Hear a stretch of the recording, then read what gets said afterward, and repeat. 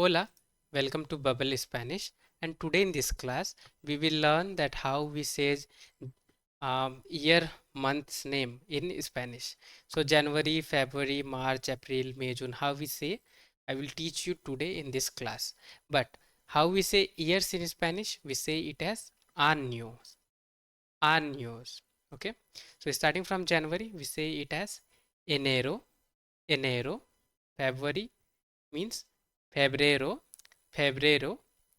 March, marzo, marzo, April, abril, abril, May, mayo, mayo, June, junio, junio, July, julio, julio, August, agosto, agosto, September, septiembre, septiembre, October, octubre, octubre, November, novembre, novembre, December, decembre, December. All right. So we have learned from January to December.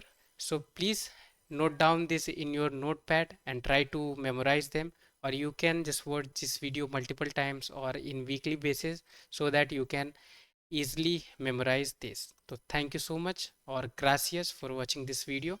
If you like this video, please give a thumb and don't forget to subscribe the channel for learning such Spanish lessons.